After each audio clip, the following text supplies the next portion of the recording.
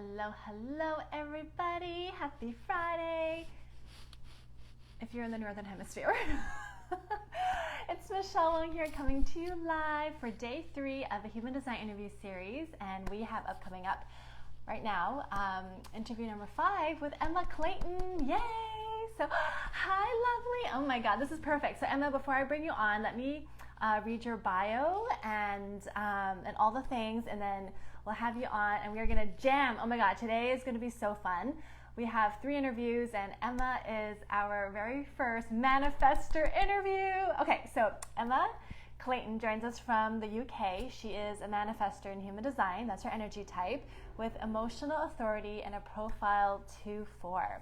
So a little bit about Emma. Emma is a real mentor and coach, belief ethics facilitator, and theta healer, working with men and women to overcome imposter syndrome in the workplace, body confidence, and general feelings of not enoughness. I feel like my microphone's really low. Maybe I should pull it back up. Hello, everybody. Thanks for tuning in live. And if you're tuning in live, let us know what your energy type is, where you're joining us from. And so Emma helps people overcome imposter syndrome in the workplace, body confidence, and general feelings of not enoughness by helping them in their inner game of believing in and being more themselves on their journey of becoming all they came to be here. Oh my gosh, all they came here to be. Emma, I love it. I love it. Welcome, welcome. I'm going to on.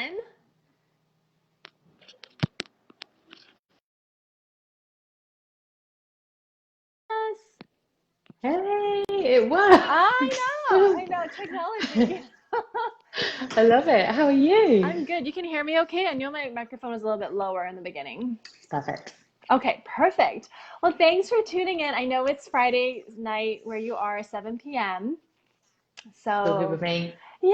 Thanks for having me. Yeah. Okay, so you're a manifestor, which I was super excited to learn because I'm also a manifestor. We're the second rarest of energy types. And manifestors are pretty intense in our energy. So I'm so excited to dive in more and hear how our reading just helps shift you. And you've had a reading before, and just like what has come out of you diving into your human design. So Cool. yeah, can you share with me what compelled you to do a human design reading? Yeah, sure. So I first learned of human design about sometime last year. I can't actually remember how. It must have been one of my coaches that sort of introduced me to it. And I'd always been like fascinated with personality profiling, MBTI, that kind of thing. So I kind of was like, oh, this sounds like right up my street. But I think I did my graph and I was like, way too complex. Obviously wasn't ready for it. And then I sort of came back to it in May this year. And I actually booked a reading with someone else Mm-hmm. back in the summer.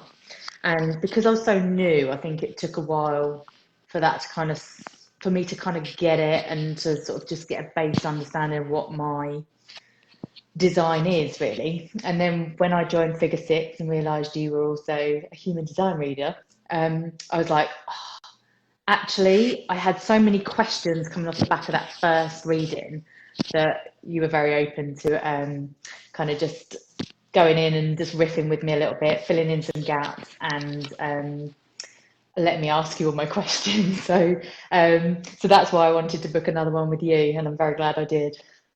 Oh, amazing. That makes me so happy to hear. And for everybody tuning in live, please say hello. Tell us where you're from, what your human design type is, and also if you have any questions along the way. I'm really excited to chat more with Emma because, yeah, like I said, we're both manifestors, super rare. So what came up for you during the session that was like, oh my God, like, this is such a shift, that really helped you because like our energy is, like I said, it can be intense. So I'm curious of your before and after.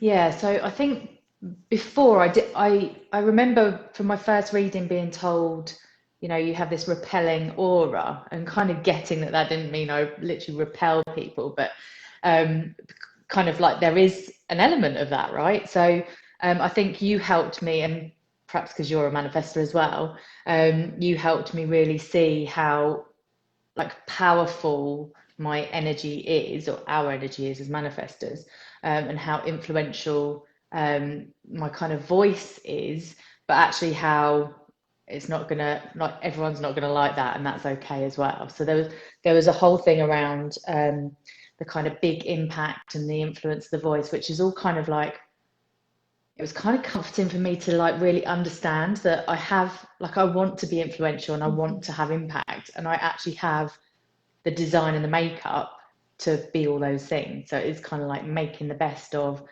those kind of strengths within me. So that was kind of like a bit of a confidence boost, if you like. Do I keep losing you? No. Oh, okay, cool.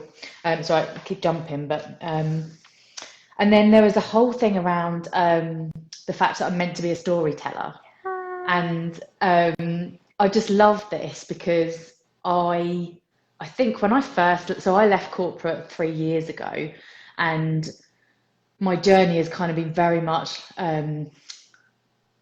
breaking up and deconditioning from 20 years of corporate and the do and the go.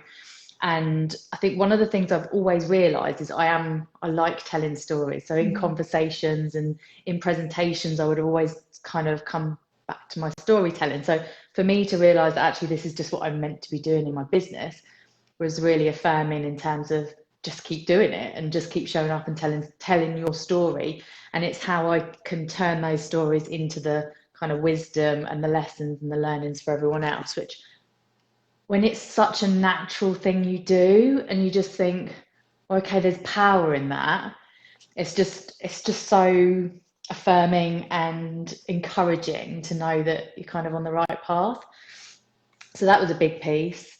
And then the other thing for me is just a big part of my story is, suppressing emotions for a big chunk of my life. I used food to do it from the age of like 10, 11, just due to stuff that was going on in my life. I've been a big spender, I've used alcohol, that kind of stuff to certain degrees to just like suppress my emotions. And actually, I'm meant to ride the emotions as a manifestor, and I'm meant to know, like, the fact that most of the time I'm cool, calm, collected, that kind of resonates as well. And then not to make decisions in those kind of waves either side of that sort of cool, calm, collectedness. It's kind of interesting. Yeah, because you're an emotional authority. So when you make decisions, it has to be like, ideally, like especially for big decisions, because there's like, you have a consistent emotional wave within you, waiting for like the calm and the neutral so that you can get more clarity as much as you can, is super Yeah, helpful. makes so much sense. Makes so much sense. But just not also the kind of the power in the intuition, I think, was really kind of good for me to hear as well, because I do feel like I always have been intuitive, and again, it's something I've suppressed because it's almost like I didn't know where this knowing was coming from, and I almost didn't like it sometimes. I didn't like knowing as much as I knew. So again, for the last 3 years, coming out of the corporate environment where I was perhaps not in the most fitting of roles, and knowing that this is the path that I'm on, it's all been about actually tapping back into that intuition and really trusting it, but also kind of allowing the feelings to come through and actually learning how to ride them. And the more I do it, the more I kind of am enjoying that part of the process as well, which I never thought I would say. But it's good to know that I can really, I think you actually said something around, yeah, this is it. So, I get to solve emotional issues when I go through it myself first, and then I can actually pass on that wisdom once I've kind of embodied it myself, which is what I'm all about. Everything I do it to like really master it myself, and then I feel like I can go and help other people because I really get them. So that was just all like, yay. It was just so affirming. Oh, I love that so much. Now, one of the things is like, I notice like with a lot of the human design readings that I do, it's like, it's just needing to hear it from a different person, and then having it like, this is actually in your chart. Like you were born with this, and then to hear it and then like, oh, because I didn't make it up. Like, basically, you gave me the information. I'm just feeding it back to you. Yeah. And yeah, so I love that. I love that it was affirming for you. And it's so interesting because I don't get a lot of manifestors, like, because I get a lot of generators and mangens because it is 70% of the population. Um, so I get so excited when another manifestor comes in, like, I want a reading. And what's so powerful is, like, I think I shared um, manifestors, because our aura is dense and technically it is repelling, but that's to protect us, so that our we're not meant to have everybody as our followers. It's like it's protecting us to filter out who doesn't belong in our space. And sometimes that doesn't feel good for us because we want, like, we want to be liked by everybody. And so because of that, because our energy is really powerful, we're the most conditioned of all the human design types, and so the people pleasing becomes very strong. And so I just know that when we were talking before, that you're like, oh my God, like, that is so true. And I understand that as well, because people pleaser, the good girl, like, all the things. And so I so just Hmm. resonate with you, and just your story that you've shared. Oh, thank you.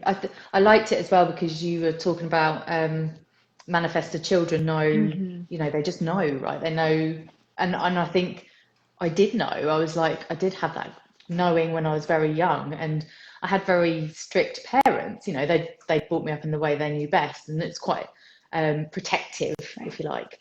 And I think, yeah, a lot came from that, and then spending 20 years in corporate as well, kind of like knocked a lot of More that out of you as conditioned. well. More conditioned. And it's so funny because we're actually not designed to be in corporate at all. At all. Hmm. Well, I guess this is where the imposter syndrome came from Mm-hmm. for me, though, because I really didn't feel like I belonged there, and it's because I was trying to be someone I wasn't all along. So yeah, it makes a Yeah. lot of sense now in In hindsight. hindsight, absolutely. So, oh, Mm. I love that. And so, was there, like, anything that, I don't know, was it like a one shift that came through for you, or was it mostly like just embodying everything that we've talked about, and just yeah. It's interesting actually because you went into real intricacies around like, that I hadn't kind of come across before. So the digestion, and I know the Yeah. other ladies that you've spoken to have all brought that up. And it's like I'm just meant to have music on or like Mm. noise, conversation, that kind of stuff. And that was like, oh, that's something really practical I can like try and do. So I have Ah. consciously tried to make sure we have music on at the dinner table. And because for me, I'm obsessed with trying to improve my digestion, having had a bit of a not such a great relationship with food and like paying for it now, really. So I guess it's early days, but I'm sort of just using that as a bit of an experiment. So there was that, and then there's also the bit about the environment being like the archetype of the mountains, and that resonated hugely because I've always said if I would like go on holiday anywhere, it would be mountains, and Mm. ideally it would have a bit of water next to it as well. But so that kind of it resonated even with the sort of I put my little meditation space at the top of the house. We've got a three-story Ah. house, and it's got really nice views. And I don't use it, so I'm like, I need to start using that because you were talking about that sort of elevated, Mm-hmm. sort of big picture Mm-hmm. vantage point, if you like. So, and I kind of get that as well. So it's kind of almost like those little intricacies that you introduced. That I was like, oh, they're like so practical that I can Mm-hmm. implement them straight away. So I think there'll be big shifts. But for me, it's like it's just the awareness. With every new awareness that I get around who I am, how my makeup, it just kind of it's just like another layer of awareness that I can do stuff with, and I get excited by that. So Yay. I think generally it was kind of a big shift as well coming out of it, and the just how much power there is in my chart, Yeah. and how when you're in alignment you can really channel that to do the work that I want to do in the world. So it's really positive. Oh, I love that. I'm so, yeah, keep me posted because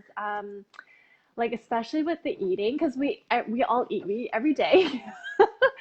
And like we're all taught to eat in a certain way. And yeah, so I'm curious how like just eating with more music and more pleasant sound is going to Mm. shift things for you. Yeah, Yeah. definitely me too, Yeah, so for sure. I'm very curious. And is there anything else you'd like to share before we close off? Um, I don't think so, other than thank you. It was really good. It's interesting actually because my other half is a manifester as well, Adam. So, What? Oh mm, my goodness. and yeah, so it's crazy. So I'm really interested in like us sitting down and having another reading around like the couple thing, like Paula was talking about yesterday. But you did actually say something about both have to honor our independence Hmm. in order to like get on. And I think that was almost like, oh, it's okay that we're so independent. You know, we live together, we come together around the dinner table, we do stuff together, but we have our very own kind of life that Mm-hmm. runs in parallel. And it's kind of sometimes you think, is it that we're too independent? But that was again, it was just like, oh, okay, this is why it works because we do have Ah. very much have our independence. So I definitely think there's a market for this whole couples thing. So yeah, you could be onto something there. Oh, I love that. Yeah, you did mention that. Do you know if what his authority is? He's He's emotional. also emotional. Okay, that's actually good. I Hmm. feel like when like with then your emotions don't tend to affect each other as much because you Mm, have your own. So it's yes. less like amplifying each other, and so that's really amazing. Oh my God, I love that. Yeah. So like being able to inform each other, because that's our strategy, is to inform. Hmm. And honestly, I don't know if I shared this, but it's not an inherent energetic strategy. Like the strategy to inform is very, I'm not going to say it's made up, but it was like, oh, so people can get out of our way so we can do what we need to do. It's helpful to let people know. We technically like it's not gonna, yeah, it's very interesting, the strategy to inform. But in a relationship, when you're both especially manifestors, informing each other, because I know as a manifestor, I love when people inform me of what they're gonna do. So I know how it feels for me to inform other people. Hmm. Otherwise, it is so Yeah. counterintuitive. Uh, Hmm. so I don't want to tell you what Yeah. I'm up to. Yeah, I So get that. yeah, do you find like have you implemented more informing in your own letting talking to people or? Yeah, I've tried to be aware of it. I think I'm pretty good at it anyway, which is why when I said to you, I think it's quite simple. And I think I learned that the hard way through my corporate career, actually. Um, just in terms of how emails might have been received and things like that. So yeah, so I think I learned because you said it's not actually natural, something we want Yeah, to do, but yeah. actually, yeah, we do like to be informed ourselves, and actually, it just allows us to then crack on. So yeah. Yeah. Okay, let's see. We have a comment by Blasey. Blasey, hello. Thanks for tuning in. I've been studying Tantra for with Montic Chia, but I'm new to the continuous community. I'm not sure what the energy dynamics you're asking about. Oh, so Blasey, if I'm saying your name right, this is human design it's a system that talks about it has its own energy type. So it's very different than Tantra. This is about our aura. And human design pulls in your birth data and it's like you have your own chart, like your birth chart. It's a human design chart that basically shares how you're meant to be energetically in the world, and it's looking at your aura, your inherent aura that you came into the world with. So it's very different. Um, yeah, and if you want to learn more, I think a great site is mybodygraph.com. Mybodygraph.com, because it does give you an intro of your human design type, and then your strategy, your authority, and you can kind of read about it. So it can be very complex, very like the information can be overwhelming, and I know that was the case for me. I was like, what? And when you look at your body graph, it's like, what? So yeah. Anyway, well, thank you so much, Emma, for tuning in and for joining us. I love your like what the work that you're doing in the world. How can people learn more Thank about you. you? Yeah, I'm here on Facebook at emmaclayton.xo, and also on Instagram, emmaclayton.xo, and LinkedIn as well. Amazing. I will share the links in the description. And then for anyone who is interested to, can you send me a link? I will put the link in the comments if you want to learn more about my body graph, just to get an intro. And then I do human design readings for people. And that's the best way to actually dive deeper because a lot of times the information on the interwebs is just very generic. So it might not match you 100%. So, anyway, thank you so much, Emma. Have a great rest Thank of your you. evening. Thank you. And you Bye. enjoy the rest of your day. Thanks. Bye. Bye.